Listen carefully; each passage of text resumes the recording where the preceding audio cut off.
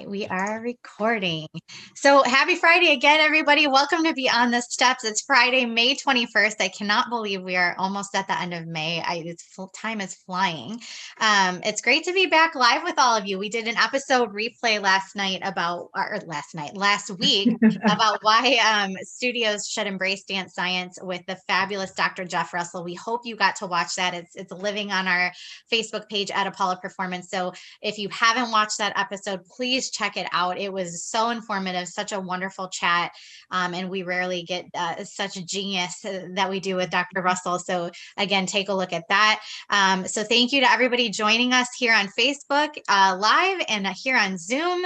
I'm Bree, co-founder and CEO of Apollo Performance. We're here with my friend, Melissa McDaniel, who is the founder of Turning Point Dance Creations, a dance educator, choreographer, and social justice advocate.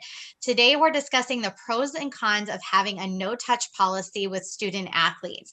There's a lot of debate and chatter all over the Facebook pages and the group pages about, people's thoughts and opinions about this topic. And we're going to break it down today on a more granular level. And we're going to present research and information that, for you to consider and see where you fall on this topic. Because, oftentimes we jump and we go, I feel this way. No way could we do that. And often we don't even know what that exactly means. It's just different than what we're comfortable with. So we're going to explain all the ins and outs of having a no-touch policy. What does that actually mean? And we're going to hear it from an expert. Before we introduce our expert today, I'm going to give you a few reminders. Throughout the episode, you're going to see Melissa and me looking around. We are not crazy. We are fielding comments and questions from you guys, not only here on Zoom, but also on Facebook and our friends on Instagram, and trying to bring them into the conversation. We encourage you to please comment, ask your questions. Every Friday, we're having these chats, and it's not just us. We don't want to just hear ourselves. We want to hear from you. We want to hear what's on your mind, the questions that you have, because ultimately we're here to kind of all evolve to a higher thinking and create happier, healthier spaces in dance for everyone, no matter gender, race, ethnicity, body size, whatever. Everybody deserves to have that safe space. So that is why we're here. Learn with us. We're on this journey with you, and no question is silly. We just ask that you be respectful. Finally, please share with your friends, share afterwards, encourage people to watch this, because the more people can receive this information, the faster we're going to see this industry that we all love evolve again to create those happy, healthy spaces. So Melissa, who do we have with us today? Oh my gosh, I'm so excited to introduce Grace French.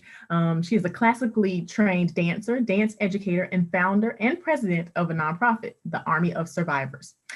Army of Survivors is a nonprofit committed to ending sexual violence against athletes through education, advocacy, and resources. Her work in survivors' rights and advocacy for athletes' rights has been globally recognized, leading her to speak at the United Nations General Assembly in 2019.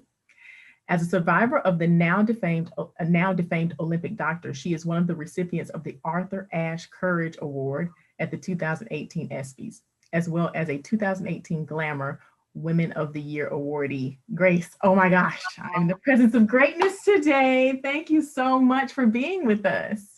Thank you so much for having me. I'm very excited to be here with you all. You have been awarded some wonderful honors for your work. So we are just so honored to have you here with us. And your courage and your strength has probably created a clear path for many other survivors to tell their story. So we thank you for that. Also, that there's so many other people who have been empowered to use their voice because of you. So you created Army of Survivors to meet a very specific need. Can you tell us what led you to step into that purpose and why it's important to have an organization like Army of Survivors? Yeah, so a little bit of background, a little bit more than biography. I grew up in the suburbs of Lansing, Michigan, and had a dream of becoming a professional ballerina. But at 12, I was playing Red Rover on the playground and sprained my wrist. And that day I had gymnastics practices and a couple of performances coming up with my dance company. And so my parents did a logical, which was to ask around for who I should go see. And everybody in the community recommended the now defamed Olympic doctor, content warning, perpetrator name, Dr. Larry Nassar. So from the age of 12 to 19, I saw Larry and was sexually abused at every appointment. I never questioned it because I thought it was osteopathic manipulation that he was doing. So in 2018, I came forward with about 500 other victims of Larry Nassar, of sexual abuse. And those cases span decades and even sports, from volleyball and soccer to diving, gymnastics, dance. So as we stepped forward as an Army to face our perpetrator and those who enabled the abuse as well, we saw cases from other athletes around the world begin to come forward. And we recognized that this was an institutional problem. It wasn't just a problem with one perpetrator or one community. And I also heard from my sister survivors that they wanted to make change and they wanted to feel empowered by the experiences that they had to make sure that nobody else experiences the same thing that we did. Mm-hmm. So about 40 of us came together in the beginning to create the Army of Survivors in order to bring accountability, awareness, and transparency to sexual violence against athletes at all levels. Wow. Thank you so much for your bravery and stepping forward and sharing your story. Like Melissa said, it's just it's carving out a path for people to step forward and heal and recover, hopefully, and realize that they're not alone in this, because it's happening much, much more than it should. So thank you for your bravery and for being here today again. Before we get into the questions, I just want to, Grace said this so eloquently, but trigger warning, protect your peace. If you're feeling any particular way about any of the topics, questions, conversations that we're having on the show today, please step away. Again, protect your peace and make sure that you put your feelings and your space, you protect that first and make that a priority. So that the trigger warning again, if you're watching, no hard feelings if you have to step away. So Grace, your website highlights some very staggering statistics. 7% of student athletes are victim of sexual assault, and there are over 3.75 million survivors in the US alone. That is shocking. That is absolutely shocking to hear that such a large number. And we're talking about you know, those are the people that we know about, right? Not even including the people we don't know about. So with these numbers, why do you think an organization like Army of Survivors was not created sooner?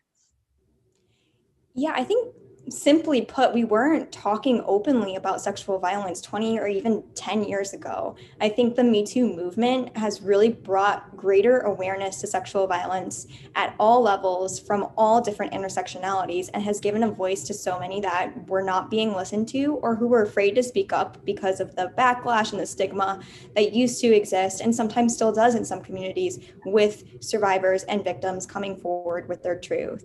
Additionally, I think the institutions that we are up against when we're talking about protecting athletes are huge, and they have a lot of money and they have a lot of power in these communities, and they profit off of keeping those athletes silent. So the longer those athletes keep their mouths shut, or the longer they have power over them, they can continue to churn out those championships and medals and endorsements and sponsorships, and therefore the power we're up against is huge. Yeah, it's unbelievable. And dismantling all of that is obviously incredibly complicated, but needs to happen. And so again, we thank you for your work with Army of Survivors, obviously very needed. There appears clearly to be a systemic problem in youth athletics. What do you think the root cause that has supported a system that has harmed so many children and young adults? Why is that happening? Why hasn't there been more accountability to this point? Well, how much time do you have? No. Frequently a question, right? I'd say at the simplest level, I believe that athletics and the culture in athletics does not recognize athletes as humans or children first before they're appreciating them as athletes. So it goes athlete first, then child first. But I really think we need to rethink the way that we're approaching athletics as child first, as person first, and then athlete second. So in a recent study done by the World Players Association called the CARE Project, it was found that 69% of athletes were not aware they had rights when they were children in sport. So it's really easy to take advantage of those who don't understand they can demand anything different. So additionally, as athletes, we're taught from a young age that our body is not our own as we enter the studio, the gym, the practice. Our body belongs to the sport and to the coach.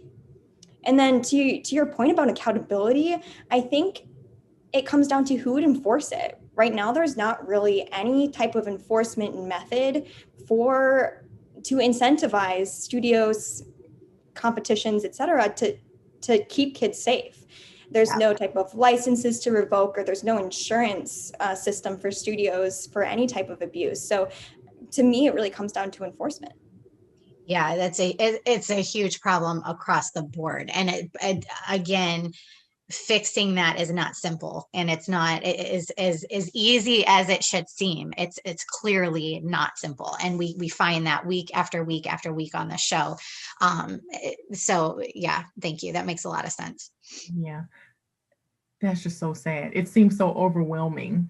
Yeah. When you say it's just not that simple. And I also think that there's this place as a competitive athlete and a competitive performer where you leave your emotions at the door.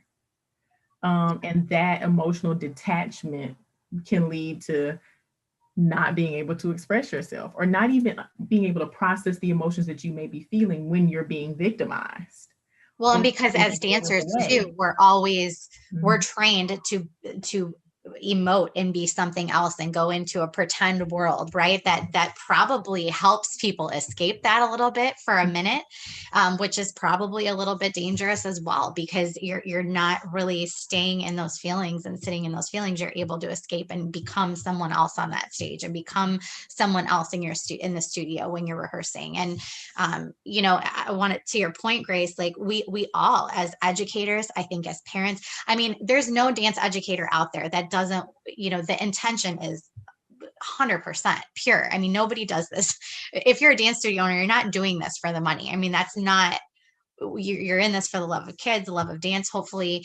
And as a parent, you want what's best for your kids. So we all get so wrapped up in the end result that I think, and I've been guilty of this. I think, Melissa, we talked about this a couple weeks ago. Like, you just get so wrapped up in the final result that you forget that that's just a blip in time. And in the long run and the grand scheme, it doesn't matter. Preserving that child and that child's peace and that child's nurturing and fostering that whole human is really the point, right? But I think we're all guilty of getting so wrapped up in that.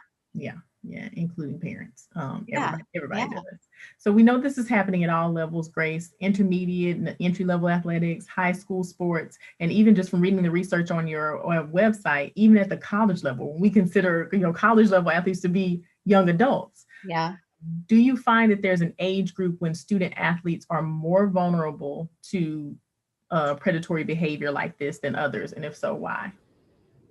Yeah, that's a really good question. And I wouldn't say there's a specific age group, but I would say that at elite levels, at all age groups, there are studies that show that those elite levels are more susceptible to abuse. And I think that has to come with this inherent identity that is connected to sport when you get to that level. And then this combined with the drive of those athletes to continue progressing in their sport, and then having many, many hours of training and power dynamics between student and mentor. So there are drastic differences in the power dynamics between student and mentor as you progress to an elite level, because that perpetrator, and for this conversation, I'm just referring to any perpetrator who has access to this athlete, has more leverage to abuse at that point, because they can threaten the athlete's identity, the career of the athlete, and then their physical and mental well-being. So they have much more leverage at an elite level, and that's why I think elite athletes are more susceptible at any age level. So we asked this when Jerry and Kat were on a few weeks back, and do you think the way that we've set up the education process, I am sure you experience this in gymnastics, I know that we do it in dance, but we're really setting it up for, okay, I'm in a leadership position. You're my student. You don't question me. You don't ask questions. You don't tell me when you're uncomfortable, because that's disrespectful. I'm not saying we intentionally have set it up that way, but that is really how it goes. If a student speaks up against something that they're told to do, or speaks up because they feel uncomfortable, sometimes we can deem that as disrespectful, right? In terms of the student to coach relationship. And so it really, do you think that we need to go back to the drawing board and in our studio cultures and the way we're training kids to advocate for themselves in that space? Yeah, a couple of points I heard. First being, I think sports in which children peak earlier have a higher level of abuse, because gymnastics, dance, you are professional at a much younger age than other sports. And so therefore that power dynamic is even worse, because you have the child to adult sort of dynamic there. And then I also hearing the creating spaces where athletes feel that they can use their voice is so important to this subject, because if you don't have an athlete that can, or a dancer that can stick up for themselves and can advocate without negative consequences, when are they ever going to do that? Because they're not going to want to jeopardize their career, jeopardize their friends that they have at the studio, jeopardize the relationship with that mentor. So I hear that loud and clear.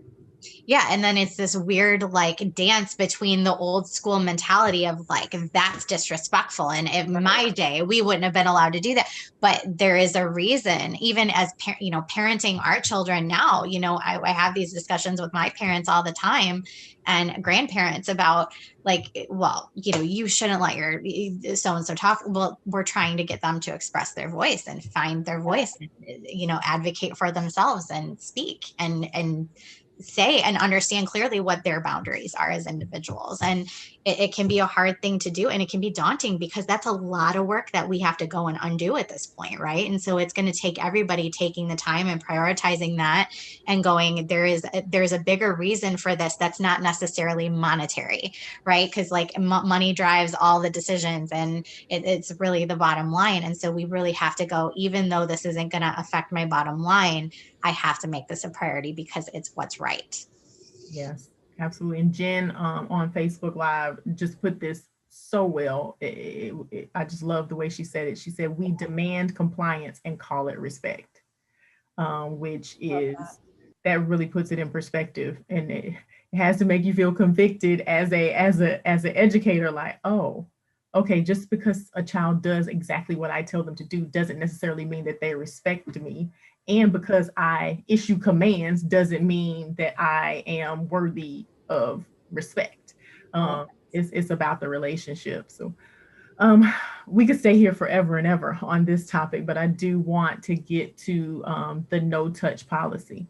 Yeah. Grace, can you explain to us what it actually means to have a no touch policy in place at a dance studio? Yeah, so having a no touch policy means touch corrections are not allowed. So instead of using your hands to show a dancer how to like put their hip under an a la seconde, you teach them with your hands, showing them here, or demonstrating yourself instead. Mm-hmm. Great. Now, I have seen a few times where people have decided that using the back of your hand is a better option than using the palms. And I know, have you ever seen that before? Grace is like, yeah. Grace is like, what? Yeah. I would say that's still touch, but I would say that's still touch, but they kind of use it as like, I guess there's doesn't count with the back of your hand. So I thought, well, that's not really no touch, but I think that some people for some reason feel comfortable with that more so than actually using the palms. So I wanted to say that to clear up that that's not a no touch policy. So using the back of your hand is not a no touch policy. We're talking about no touch whatsoever in your studio space. So I've been dancing for 38 years, and with what I just said, I have never worked in a studio or been a student in a studio that had a no touch policy.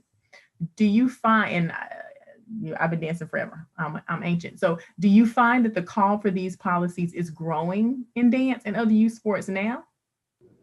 I'm definitely hearing a lot more conversation about it. And I think this right here is more evidence that there is a greater call. There's more want to find out more about what this means and why it's important, which I think is great. Well, and all of you guys as survivors that stepped forward, that case made such an impact on the world of youth sports that how can it not be a conversation? How can you look at that and go, this is just an enigma. This doesn't happen everywhere. This is happening. And it just dance, even in the last 2 years, like the amount of people that are being called out for inappropriate conduct with minors and things of that nature is just staggering at this point. So yeah, you guys really paved the way in terms of the conversations happening now, I think. Thank you. Thank you. What are some go ahead, Bree. Oh, no, go ahead. I was about to go off on a tangent. Go ahead. So what are some of the reasons that a teacher or studio owner might consider a no-touch policy? A really good question. So there was a study done in 2012 that found that 25% of dancers experience post-traumatic stress disorder symptoms. Okay. And according to Child Help, studies indicate that 40 to 50% of athletes have experienced anything from mild harassment to severe trauma in sport. Did you So say I think 40 it's to 50? Great. 40 to 50%. Yes. So I think it's important to realize those numbers and realize that the people that you're working with most likely have experienced some type of trauma in their life.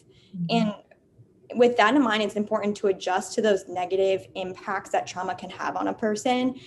And with high levels of stress that come with trauma, what happens is that the more complex areas of the brain shut down and you go into a primitive sort of survival state. And that survival brain has 4 reactions, which are fight, which is an anger, aggression, reactive violence; flight, which is pulling away emotionally or physically, closing off, not communicating or isolating; freeze, which is being non-reactive, unemotional, or being completely numb; and then fawn, which I'm also hearing in a lot of these conversations, which is avoiding conflict, people pleasing, not saying no, validation seeking, and being extremely unopinionated, which I think is a lot of student dancers. And those reactions become a pattern over time for trauma survivors because they have been responses that have been necessary for them to survive in their past. And because the brain is malleable and use dependent, the situations that cause those responses are widespread. So trauma survivors have an overactive stress response, and touch can exacerbate that, especially for those who have experienced physical or sexual abuse. So it doesn't matter the intent behind the touch, whether that was malicious or not. It just matters how it is feeling to the survivor, and they might not have control over the stress response that happens because it's biological. That is, I think, the part we need to focus on, right? Is because your intent as the educator might not be bad. We're not saying if you have the urge to reach out and touch your student, I do that. I mean, I'm a hugger. You know what I mean? Just because it feels okay to you, you're not aware of what they're going through. And having this no touch policy, if I'm hearing you right, is a way to preserve, because we don't know what that child might be feeling or experiencing. And so rather than taking the chance of putting them in an uncomfortable position or triggering a bigger reaction in them or triggering their trauma, we're going to not contribute to that. We're going to pull away and make sure we're protecting their space, whether they've been affected or not, right? Yeah, so recognizing that there are so many dancers and athletes who have experienced that you have to change the way that you're teaching, because you don't know everything that's going on. And even that athlete may not understand. I started having PTSD symptoms far before I understood that I was going through trauma myself. So it even goes further than the athlete understanding themselves that they've been through abuse. So what do you say to the educators out there that are like, you know, I've known this student for years. I know I know my students. I have a good relationship. It's fine. Like I know the parents are fine with it. Like how do you address that? What do you say to that? I hear that, but I think there's still a deeper understanding to trauma that is not connected to that knowing the family, because you know the family, but you know this much of this person's experience. And even if you know, or you think you know everything, you likely don't. Yeah. Right. Yeah. I want to highlight an aha moment for me and something that Grace said earlier when she was talking about the 4 ways that you respond to trauma. The fawning way is often rewarded in especially the dance industry. Yes. Extreme compliance, people pleasing, did I do that right? Lack of, being far less opinionated is actually rewarded. And I think we need to, as educators, understand how that can be very, very detrimental. And when you have a student who does behave like that, it's not necessarily that that's your star student. That could be somebody who is experiencing trauma. So I really wanted to highlight that. Thank you for that. Yeah, thank you. Just because we're on this topic, and I think it's important, there is no governing body, there is no regulatory agency. So how can dance educators and studio directors and even parents get educated on the warning signs and the red flags and things that you may attribute as behavioral issues, really are something greater and bigger and deeper. So how can they get information on that? Because it seems like there's a whole lot of things that people need to be aware of if they're going to be working with student athletes. I think that's a really good point. And one of the resources that I often refer people to for education, especially for parents, is Darkness to Light.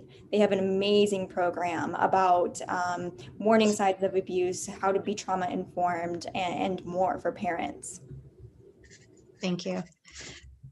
We have a comment from, I know, Melissa, we're going to get to the next segment, but Liz Kessler is on Zoom and she says, virtual dance has shown us that we can accomplish teaching without touch. Absolutely. This year has shown us so much that we didn't think was possible before. Nobody thought we were going to be able to handle this virtual thing for very long. And here we are, we've been doing it for a year, right? And good has come out of that as well. So, and then we have, Jen Cower again with a great comment. Yes, so many kids don't realize until they get older and get more perspective on what is happening to them. So thank you both for your comments and for participating today. It's fantastic. There has been, if you're just joining, I'm Bree with Apollo with Melissa McDaniel. This is Beyond the Steps. We're chatting with Grace French, who is a classically trained dancer. She's also the founder of Army of Survivors. We're talking about today, what are the pros and cons of a no-touch policy working with student athletes. So as I mentioned earlier in the conversation, there's been a lot of talk about this issue on various dance teacher groups on social media, and there's, as always, a clear divide. So what are the downfalls, or are there downfalls of a no-touch policy? I had to think a little bit hard on this one. And the one thing that I came up with is tactile learners. So if you have a student who's extremely tactile and has to understand things with touch, that might be a challenge. The other challenge that I thought of was retraining teachers. So I'm hearing a lot of, this is how I have grown up. This is how I was taught. So obviously that's how I'm going to teach my kids. But a lot of what we have to do is re-educate that there are ways to communicate through other experiences in auditory communication that can get you to the desired result. It's just a little bit harder, and that's okay. We just have to be okay with having a hard time at first. Well, and we're creative people. We can figure that out. I'm sure we can find a way to overcome pretty much anything. If we made it through 2020, we can certainly figure out how to implement a no touch policy in our studio spaces. Right, exactly. And to your point, it's a little bit harder. And I think that that's where the rub is going to be with a lot of people.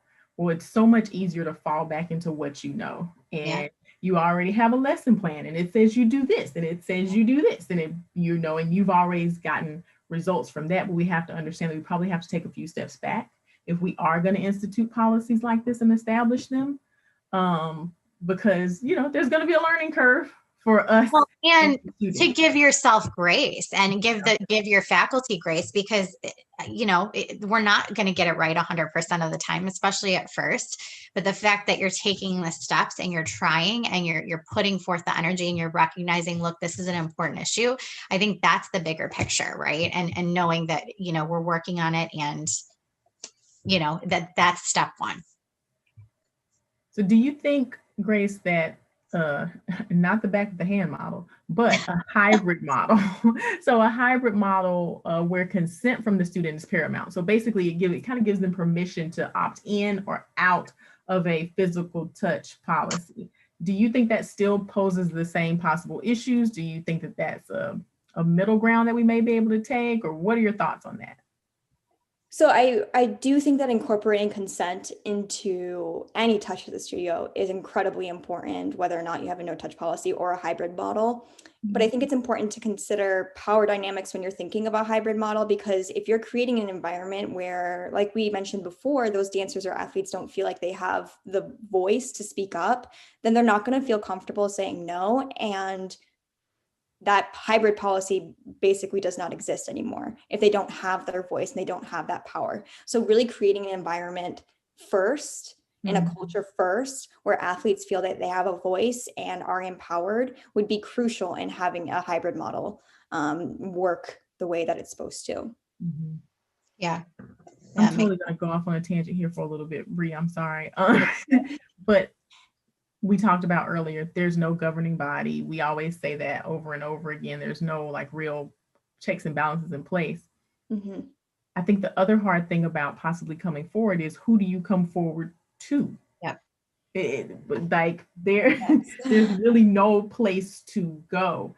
Do you see that in doing this work, Grace, on the horizon? Do you see a reporting structure coming, or do you think there's talk of that, or even the possibility, like, is that even something that can even be done in this industry? That's a really good question. I know that with governing bodies under USOPC, they have Safe Sport now. But I think with dance, because there is no like NGBs or organizations that are independent oversight, it would be harder. And I think that's where a lot of organizations are struggling, is how can we organize as dance educators, as dance studio owners, in order to support something that could be created. I know there's a lot of conversation around enforcement and how to make sure that there are incentives to keep kids safe, that there are incentives to make sure that those dancers in environments that they're in are safe for them. And I think a reporting structure is incredibly important, and hopefully comes about soon. Well, and in the meantime, we have some really great organizations that are doing work to facilitate improvement in these areas. The Dance Safe, I think it's the dancesafe.org or the Dance Safe on Instagram. You can follow them. They have really, really great resources. They've assembled an amazing team. We have Speak Your Truth Worldwide, which was Sierra Lauren formed that group, and they're doing the work. And of course, our friend Jerry Brown at Dance Equity Association and Liberate Dance Artists, again, doing a lot of great work to propel the industry forward in a lot of these ways and the thinking. So you can find all of those people, just look them up on Instagram. They're doing great work. And again, that's the Dance Safe, Dance Equity Association, and Speak Your Truth Worldwide are three great organizations to check out. And of course, armyofsurvivors.org. Yes, Thank you. Liz in Zoom said it's very interesting because I'm very much a no-touch teacher, and others have told me that I need to physically correct my students more, but it's just unnatural to me. And that's true. I think that there is a myth or a idea that if you are in a no-touch situation or you've established a no-touch policy, that your students may not be trained as well, or that's what you need to be doing, a requirement. And I think that's kind of just breaking the stereotype. Yeah. We have to move forward there. And since we have time, I'm just going to ask another question, because this is Grace, props to you for being succinct with your answers and being super clear and crisp with all of your answers, because now we have time to just ask you more questions. Yes, I love it.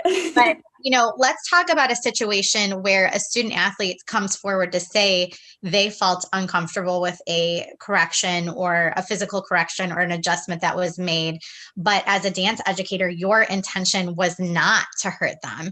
And it was not, you didn't have that on your mind. You didn't know. How do you address it without dismissing or invalidating that student's concerns and still making them feel heard and safe? Yeah, this is important. And I think it's really necessary here to talk about intent versus impact. And what we've said before is, even if your intention is pure, the impact on the dancer is what matters the most, because in order to move forward in a way where they feel as if they were heard, you have to acknowledge that impact that it made. Because if you don't acknowledge and apologize for the impact, they are not going to feel safe coming forward about potential other negative impacts that have happened to them outside of dance even. So how do you, what I would say first is to acknowledge impact, apologize, and then talk through what would be more comfortable in the future for other corrections similar, and ask them how you can adjust to make sure that they feel safe and supported in their environment. And it's better, obviously, to address that immediately, not waiting until, after class or something, and really just addressing it the moment the concern is brought to you. Yes. And resisting the urge clearly to react defensively, because I know that's probably a natural instinct that happens when you're not, that's not what I meant. I didn't, of course not. Right. But try to realize that you put yourself in their shoes and react with empathy and take accountability for it, even though you didn't mean it, to be harmful. Yeah. And understanding the power that you have in that moment, because if the way you react in that moment can potentially impact the way that they move forward in the world with other negative impacts as well. I have a question. We're talking about no touch teacher to student. What do you say to student to student? My students like to partner stretch each other. They like, how does that dynamic work? Because there isn't necessarily a power dynamic there, but that could, trigger. Yeah, I mean, it's important to acknowledge that not all violence in sport is teacher coach to athlete. It is also between athletes, it's between trainers, doctors, etc. So with that, I would institute a policy around consent, making sure that students understand the language that they can use in order to do partner stretching, in order to talk through that partner stretch. Am I going too far? How does this feel? Are you feeling okay still? To make sure that they're not overstretching each other, because that can be extremely bad as well. Yes. Right. So one last question, and then we'll get to the homework. You and Elizabeth, as you were saying intent versus impact, Elizabeth Kessler was on Zoom typing intent versus impact. So that was just really funny. Thank you. So yay. Jen on Facebook, real quick, Bree. Jen over on Facebook is exactly where I am. She said, because of how I grew up, I started teaching. Start teaching, and sometimes I touch correct without thinking about it first. It takes time to get out of it, and those habits are going to come up. So like Bree said, grace, give yourself some grace. Also make sure you're pushing forward if you choose to put this policy in place. And thank you for just being honest and sharing that, because I am guilty of it. Melissa, I mean, we just, that's a different time. And again, when you know better, you do better. So now that we know better, what are we doing to kind of take steps forward? And that's what this show is all about. Okay, I'm a dance studio owner. And I've been teaching a way, or a director or an educator, all of the above, but I've been teaching a certain way, and I have the power to implement a no touch policy in my studio. So bam, that this is a new policy. I've had my faculty meeting. Ideally, we would want to see some training in there to make sure everybody understands why we're having this policy, and that it's not just this rule that goes, unobserved half the time, but you really want to enforce this, implement this. And you've had this studio culture this way for X amount of years, but now we implement this no touch policy. How do we communicate that to everybody without making it this awkward, bright shining spotlight? Or do we shout it from the rooftops that, look, this is the position that I'm taking with my studio. We're proud of it. Come on in, and this is what you're going to get. Or, how do you breach that with the parents that have been there for years who are used to a certain way? My policy with this would always be complete transparency and shouting it from the rooftops, because in order for this to work, everybody has to be on the same page as to why it's happening first, understanding the importance of a no touch policy, understanding the decision and how you got to that point first, and then being transparent with those who are still at the studio and those who may be coming into the studio as well. But also, I think there's and accountability and enforcement that I'm hearing you say as well, which is you got to make sure that if you're putting this in place, that you're enforcing it, that you're taking accountability, giving yourself grace, but also taking accountability towards those breaks in policy, and making sure that you're addressing them and acknowledging them with the students, with the classes, with the teachers, etc. Well, yeah, because oftentimes teachers are independent contractors, and you may be on this road and be enlightened and have this understanding, but you can't be in that room with especially if you're at a larger organization, you have a larger faculty, you can't be in the room 24/7 with each teacher. And so you really, really have to make sure that they understand why this is going in place. Exactly. And giving them the tools to change the way that they have taught for so long, I think is super important as well. I know you mentioned training, but really making sure that they understand alternatives. Because if a teacher walks into a space only knowing one way to communicate a correction, and they don't have the tools to make adjustments, I think it's going to be a lot harder for them to acknowledge and accept this policy, rather than if you give them the tools, they'll be able to, I think, adjust more accordingly. Absolutely. Thank you. We have a couple comments on Facebook and Zoom. Melissa, do you want to? Yeah, absolutely. So Casey on Facebook mentioned maybe tools like Relative Motion Experience, at Relative Motion Experience is the handle here, probably a Facebook or Instagram handle, are amazing for no-touch correcting. So they're the leggings that have the panels that wrap around certain that focus and wrap around certain muscle groups, and the pants visually help kids identify those muscles and use those muscles. And they just launched a year ago, 2 years ago, I don't remember, but Jamie Goodwin, who's a professional dancer, and her sister Kara Goodwin developed this program and these amazing leggings, and they have these great technique classes, and they're part of our Insta Live on a monthly basis, but they also have their own IG Live classes. So definitely check them out. Thank you, Casey, at the Relative Motion Experience. Oh my God, that's perfect. Yeah. You can identify, okay, the red area or the area that is. Yeah. And it just is it's a great visual. The way that they have these leggings laid out it's fantastic. They did a good job. Awesome. And then Liz, when I was in grad school where I had accommodations, I told one of my instructors that I would not be able to do the partnering work one particular day. And she said, sure, but you won't be able to get a grade for today. Talk about a power dynamic. Wow. I was in my 20s and didn't know what to say to that because of the power dynamic. Mm-hmm. It's so much worse with kids. And that's very true.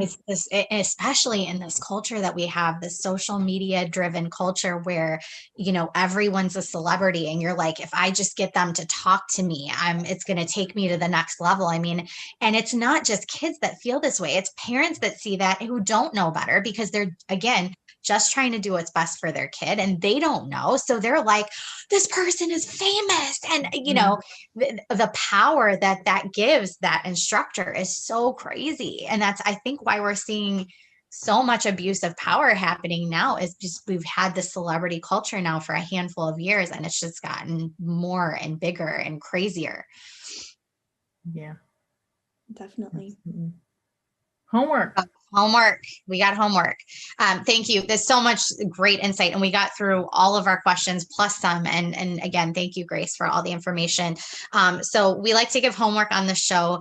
Immediate action. What is one thing that you want everybody watching to work on this week? One step they can take between now and our show next week, 7 days, to make improvement and progress in terms of understanding and maybe even implementing a no-touch policy.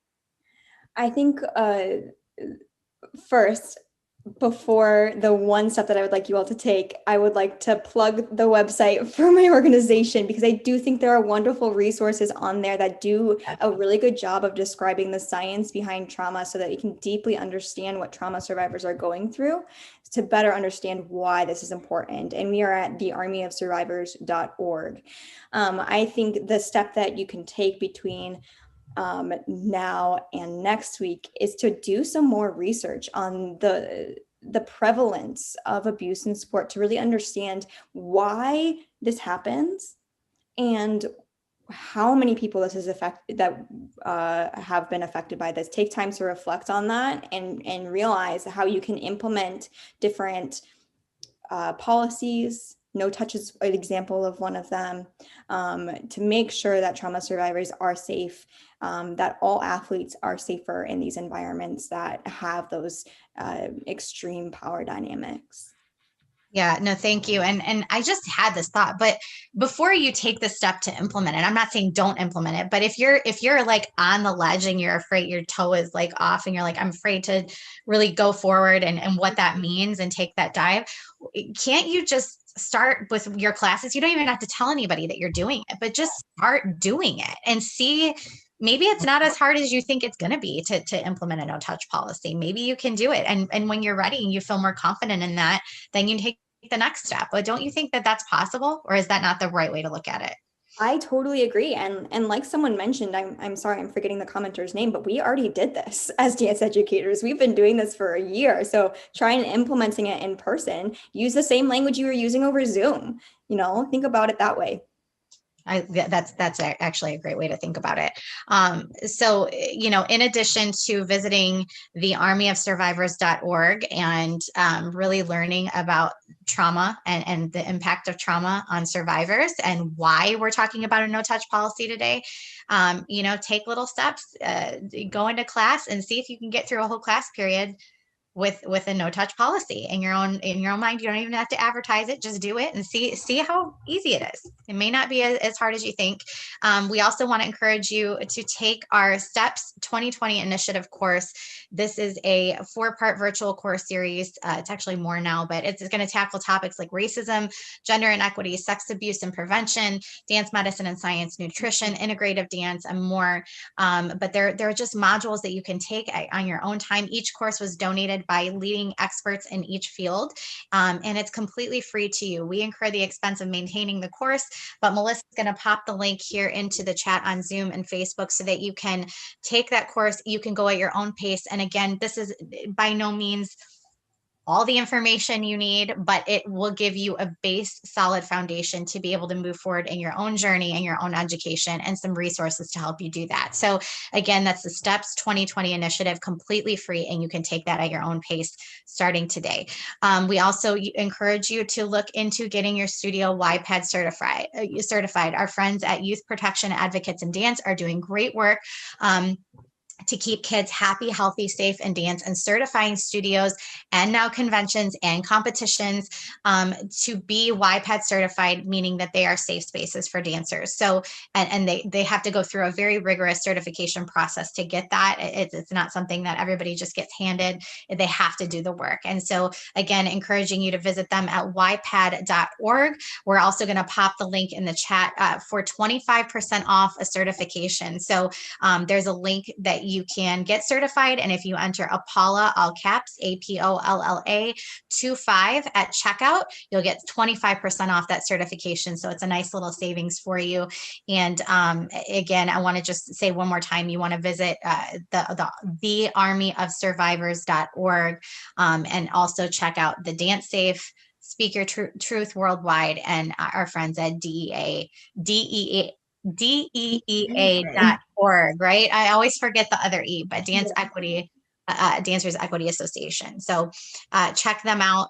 And thank you so much, Grace. This was really great. Yes. Thank you so much for having me. It was lovely to be here. Yes, it has been absolutely amazing to have you.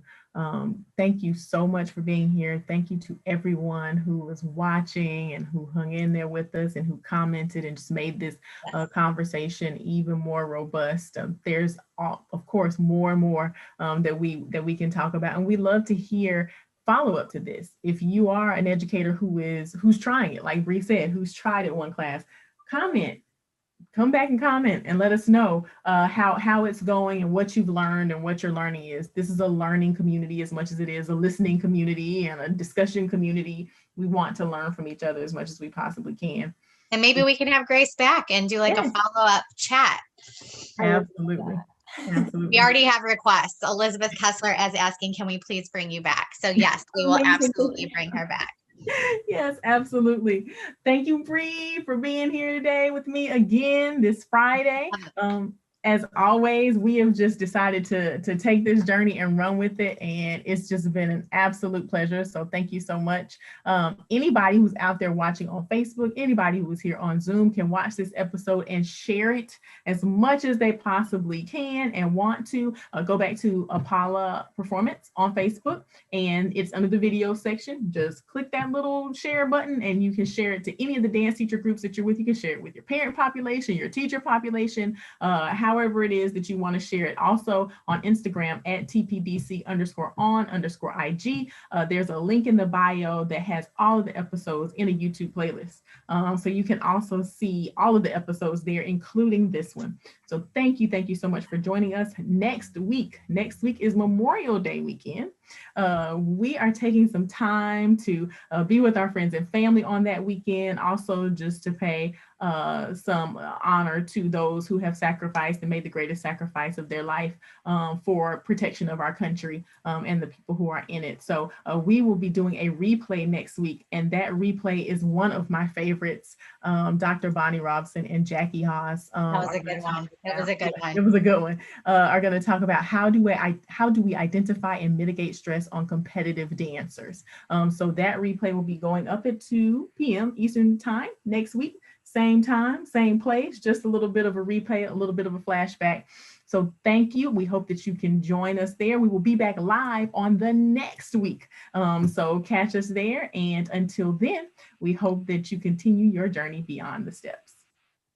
Bye, everybody. Bye. Thank you, Grace. Thank you. Thank you so much.